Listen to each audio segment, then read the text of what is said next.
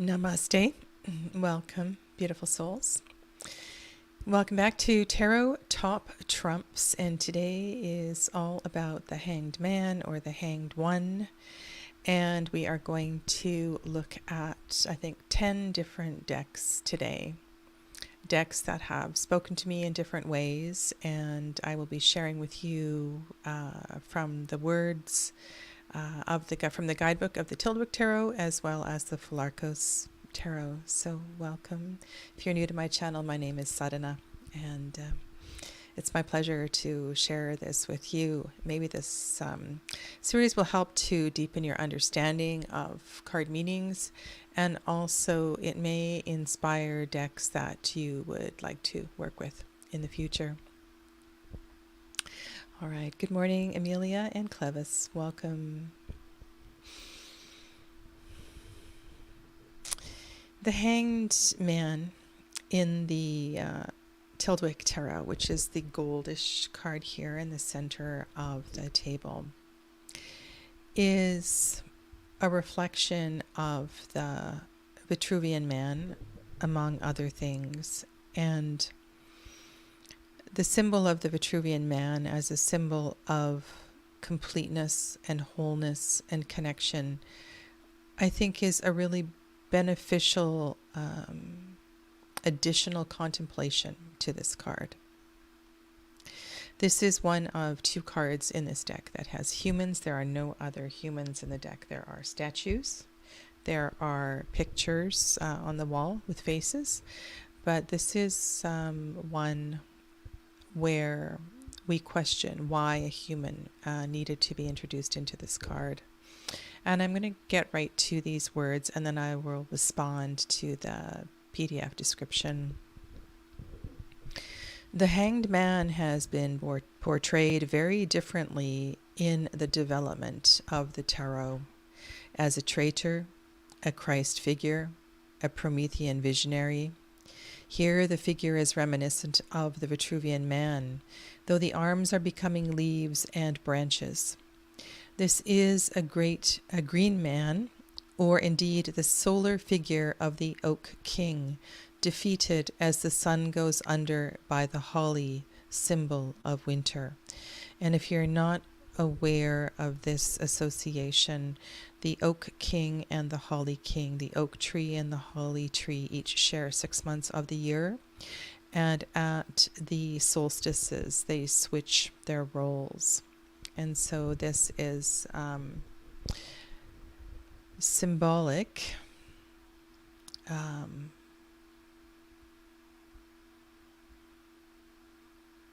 Which one are we looking at here?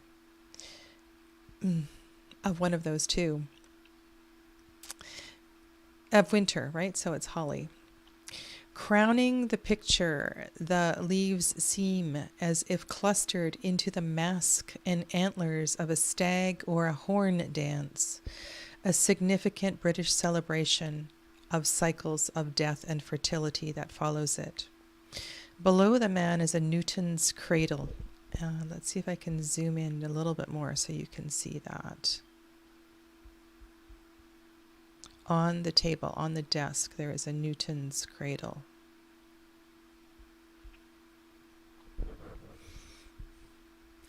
Also suspended, a symbol of the law of physics and energy and the life flowing through solid matter. These are the images, but it is important to point out that this is one of only two realistically portrayed human figures in the pack, full of images in stone and paint. The other is the Nine of Swords. Both portray suffering. Is this one of the mirror cards that require personal reflection to understand, or a window on the outer world? All right. Hello, Lily. Welcome to you. Where to begin? I wanted to start with this card because of its additional, maybe unusual associations with the Hanged Man. This can be a very painful card, and I will get to that momentarily. But this is, I think, when it arises in a reading, is important to take space, because we need to find.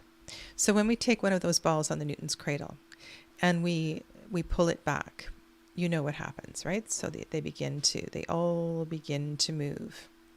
And eventually they will all move at the same time. They will become a rhythm, and then eventually they will come to rest.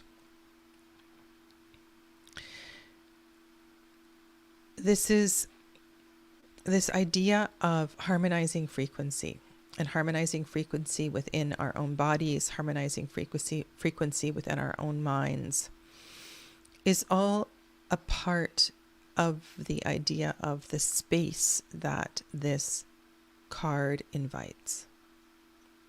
When the Hanged Man shows up, this is a time for contemplation. It's a time for solitude. And part of that process also is a death.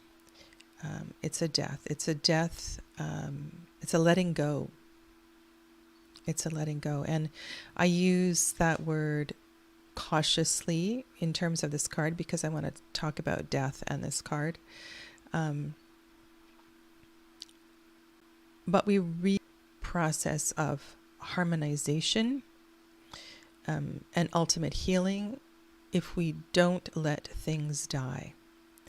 If we don't let patterns die, feelings die, if we don't let things go. What happens when we hang something upside down? Well, when we hang a purse upside down, everything falls out. When we hang other things upside down, we can shake off dust. The process of hanging something upside down is for clearing and for cleaning. And this is all very much a part of what this card represents. And through the process of clearing, the symbol, the sun, the halo around the head is representative of that mind that begins to settle and to clear and to find peace. Namaste, Saskia. So it's a very rich card, and often I find it's difficult to advise how this might be for a particular person, what this might mean. Because if you are involved in a very busy life and it is not your habit to, go to the yoga room daily and hang upside down, if you don't feel comfortable out in nature, walking alone, if you don't have plans to take a solo journey anytime soon, if you don't have plans to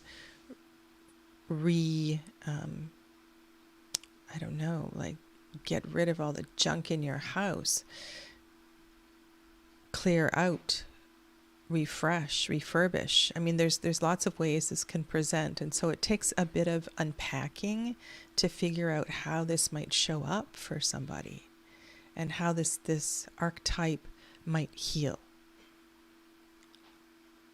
Because it's not an easy one to figure out.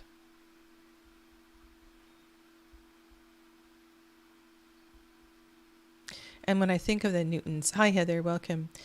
When I think of the Newton's cradle idea, I think also of gathering together and going to retreat, and how common issues tend to present.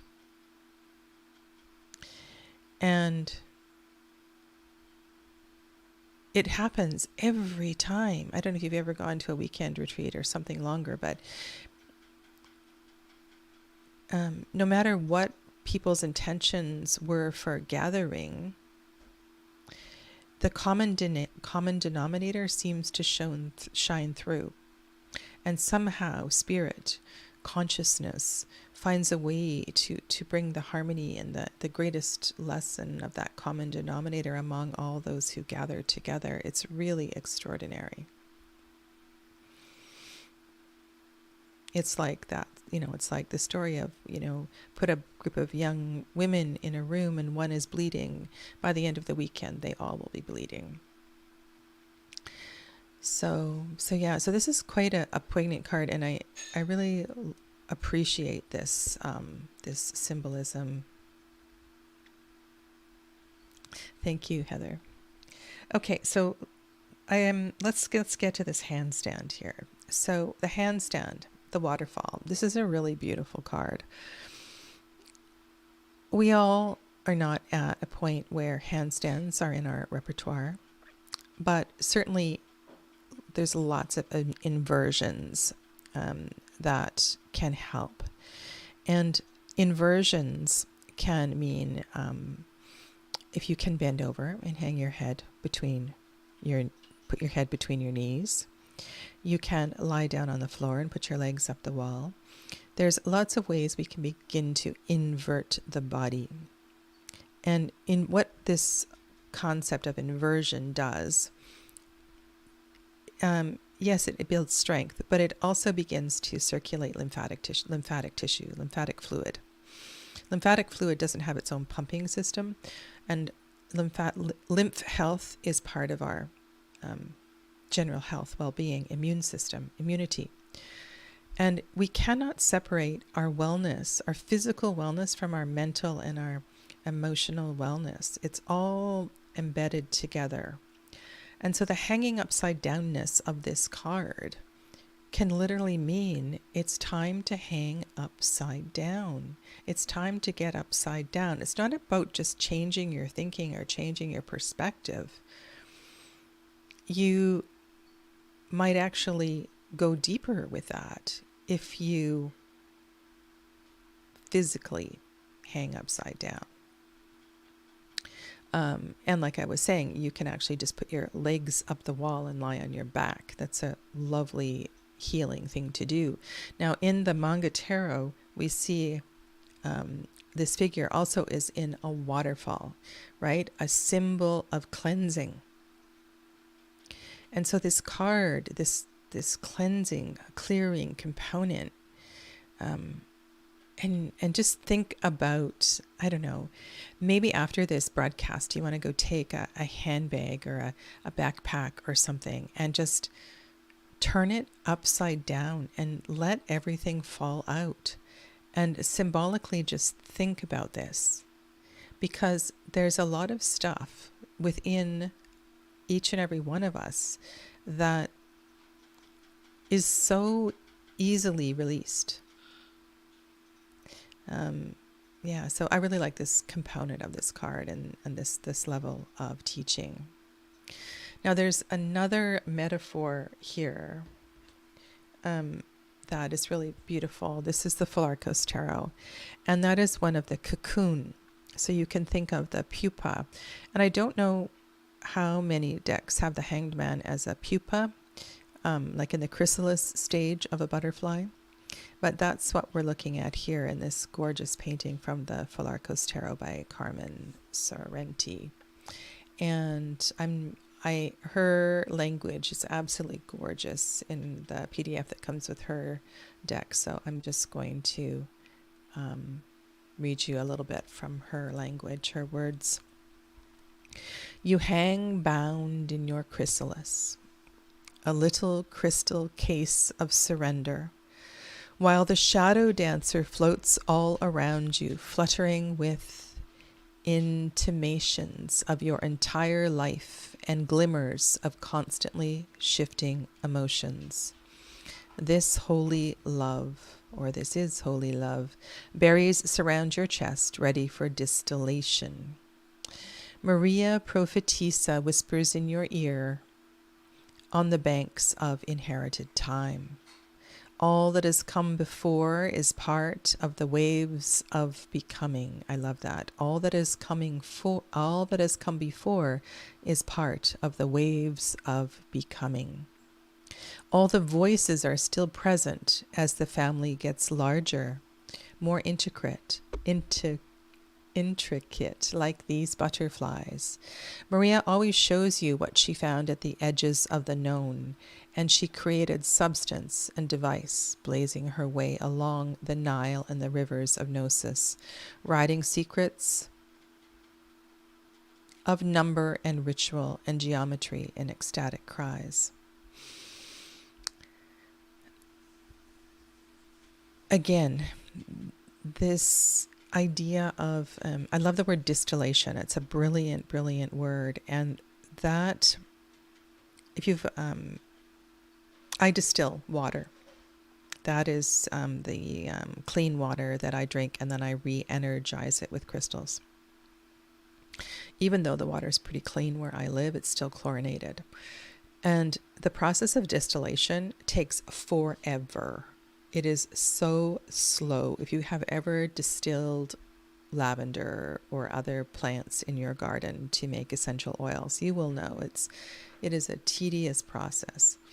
And when I read that word distillation, it reminds me that we must be very patient and kind, and this is a slow process.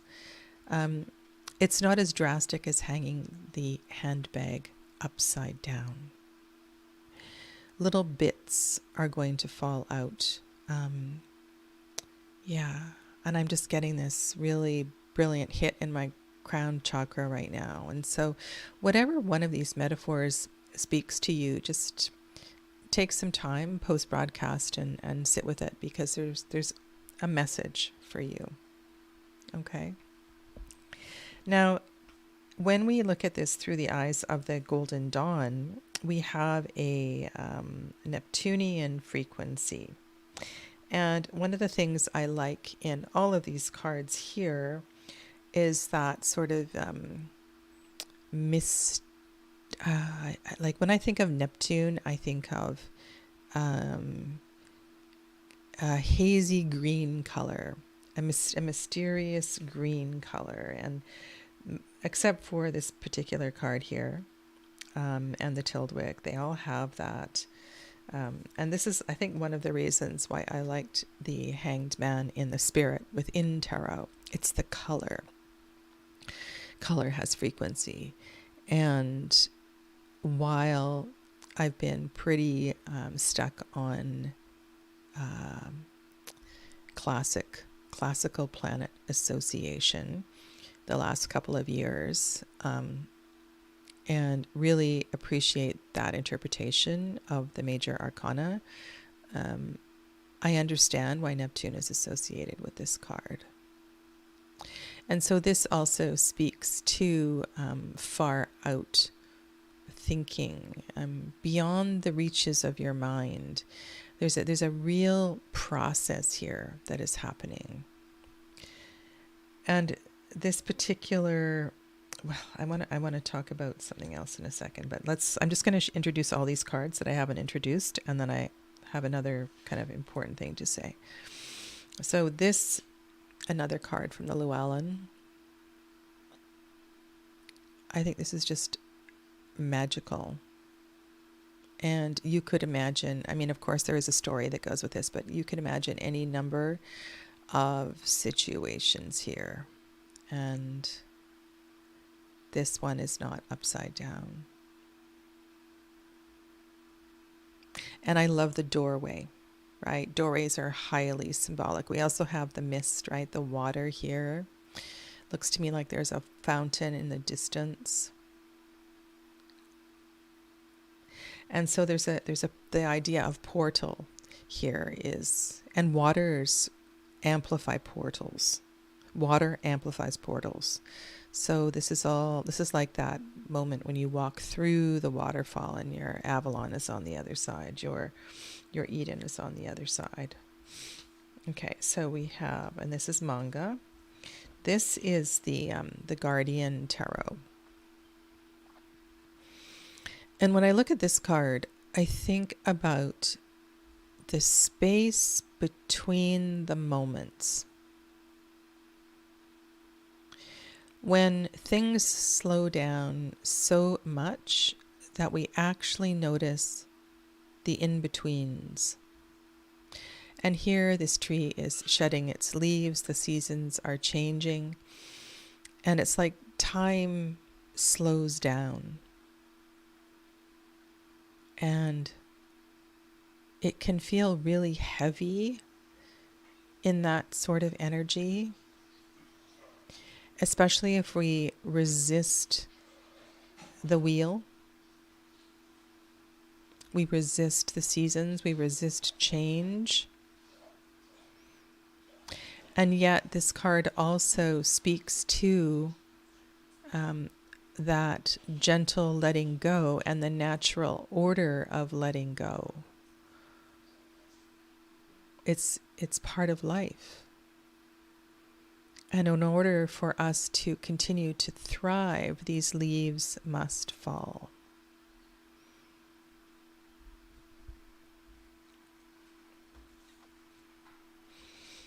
If you've followed my channel for some time, you know how much I love the Lily White Tarot. This is the Lily Black Tarot.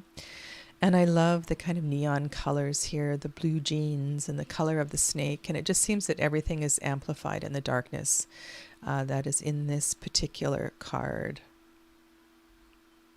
You can see the energy emitted from the ears. You can see the blood the snake has bitten the hanged man.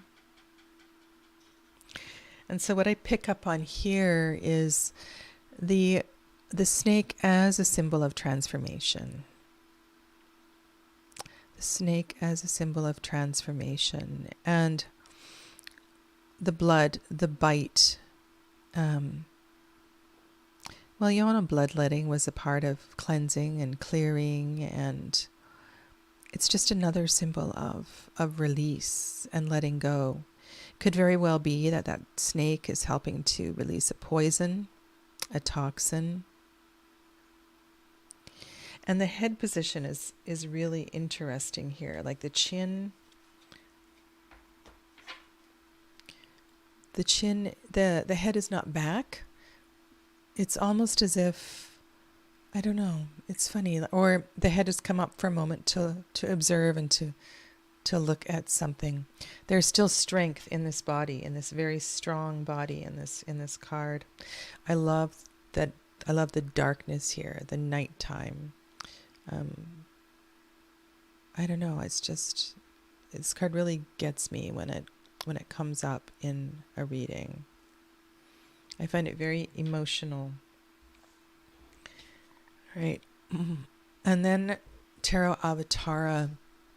Oh my goodness. When I first saw this card, it's like, holy cow. Wow, wow, wow. Okay, so here we have my interpretation. We have the bathtub as the uterus. We have her leg. Part of her leg is a fallopian tube. We have ovaries. We have maybe it's this growth that's coming off, these egg-like things, which also have stars in them. One has a moon symbol, one has an ankh, so feminine and masculine, left and right. The masculine is on our left, the feminine is on our right, so they are switched and harmonized. The symbol of water is there. And it's like we are being birthed through this process. We are being birthed through this process. Now, this is a doubly poignant card because of the backstory of this deck, which I don't need to go into today. But just wow, wow, wow, wow, wow. Okay, so here we are in the waters of the womb. The waters of the womb, the waters of mother. This place of silence and stillness. This place of healing, this place of growth. There is so much potential in the suspension, in the place of the hanged one. And from this suspension, from this hanging, from this letting go, comes growth, comes new life. And think about the relationship between 12 as a 3 and the connection between the 3, the Empress, and the symbols, the fertility, the growth, the abundance of the Empress and the Hanged One in this way. It's really quite astounding. And so if we are able to let go, if we're able to create space and time for this process, there is an abundance of healing and magic that can happen. And so, 5 favorite cards. Well, Philarkos is 1. This is for Showa. And Tildwick. And this is just a crazy, beautiful card. Oh my goodness. Anna Maria Ferguson. I love the artwork. I don't know. Maybe this one.